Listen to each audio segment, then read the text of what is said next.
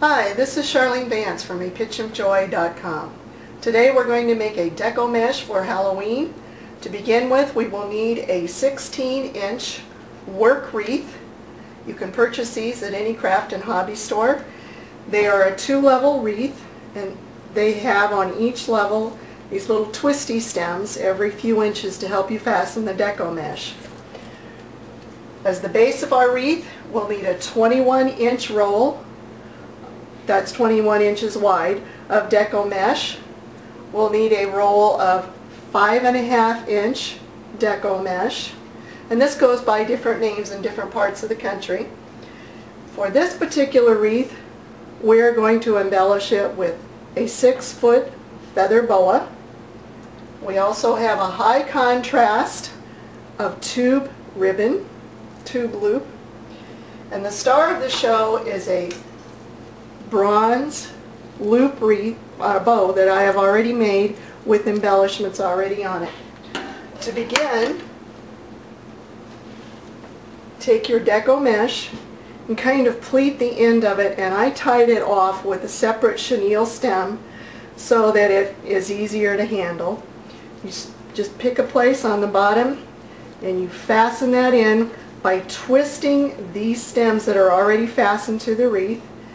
Then you take about a 12-inch piece of this, and I use the ruler just to kind of help me gauge to start with because I'm not real good at eyeballing, so that's about 12 inches.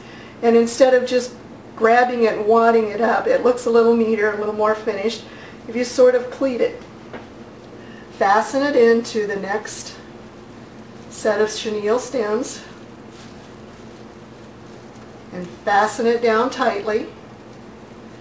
And then move on to the next one. We're going to go ahead and move into the top row and continue to do the same thing. We'll just start right here with this twist and fasten it in with a single twist. Turn a little bit and continue to pleat and gather about a foot of material. Fasten it in, just a single twist. Turn the wreath. You can see that we've looped our way all the way around the top layer. We have 2 more loops to go. Gather and pleat just a little bit. Tie it down. 1 more to go. Gather and pleat so it lays smooth, and fasten it off, and this is the last loop.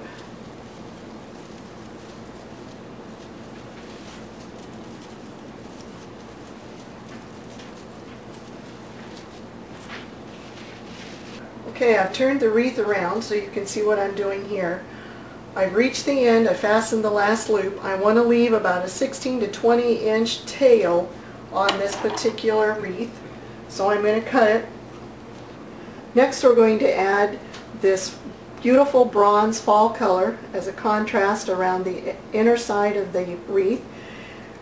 We unroll it just a little bit. The edges of these are always a little bit raggedy, so we're going to pleat this, and then we're just simply going to fold it back over and tie the whole thing into the wreath.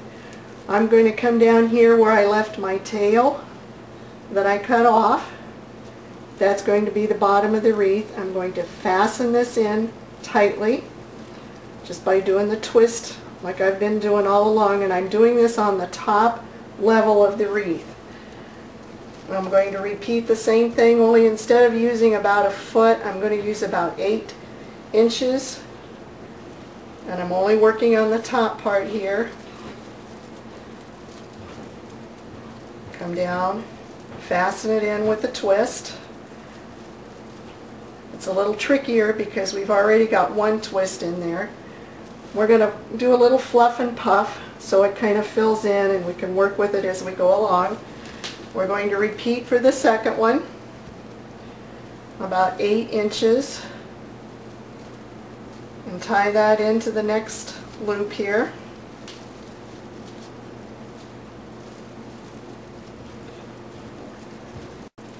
we're ready to do the last one. We're going to leave this one a little bit longer. We've been using about an 8-inch loop. This one's going to be about a 10-inch so that we can finish it off the same way we started it. Go ahead and cut it, pleat it as we've been doing all along, and then fold it under so that that rough edge is hidden, and fasten that in to the twist where you first began.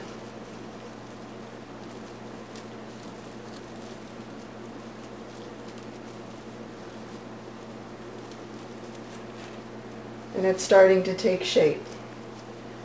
Okay, next we're going to add the feather boa.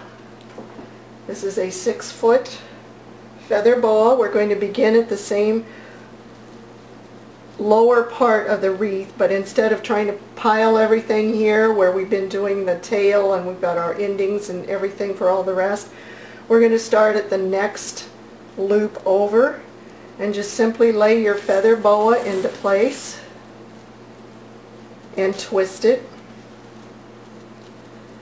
so that it's held securely, and then begin to loop and work the boa into the wreath. You might want to do a little twist and pull it over to one side and kind of weave it back and forth, whatever looks good to you. We are continuing to put the boa around. I decided that it looks better between the two layers of the purple and black, so I've been kind of slipping it in underneath there, but I'm fastening to the top fasteners. There's not a lot of play. You don't want to pull it really tight, but you don't want to leave big loops like you did with the ribbon as far as the boa goes, and just fasten it the same way that you did the boa. And come around, and here's the last one. It's tucked in between the layers, and that's okay. I didn't quite reach, but that'll be fine because we're going to put our bow right there. We didn't want it to look too funeral, so we came up with some of this lime green tube ribbon. Looks like ectoplasm strands, and I've already fastened them together in sort of a bow formation, and I fastened a half a pipe cleaner or a half a chenille stem to it so that I can fasten it to the top ring of the wreath. You can just pull it down and kind of twist it underneath and separate it a little bit so that the loops stay on the opposite sides.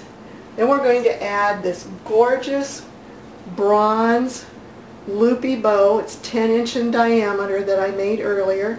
I also fastened a chenille stem on it, full length, so that I can come in and I can fasten it around the top ring of the wreath. And you can kind of do this by feel. We have an embellishment to add, and again I've already added, this time, half a chenille stem to it so that I can tuck it under the bow and down in under the top ring and sort of underneath the bottom, and make a little hook, just sort of fold it to hold it into place. Then I can come back and I can take the chenille stem that I fastened on earlier and slide it down till I can find the ring, and then fold it around just like I did the others.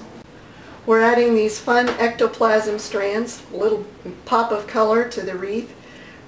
We have 3 pieces of the tube ribbon in varying lengths. Take hold of it in the middle, come to the twist tie on the top wreath ring, and simply fasten the little pieces in, and then you can do a little fluff and puff and arranging. We have one more to do right here. Whoops.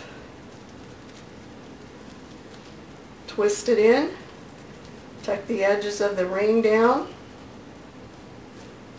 and there, we are done.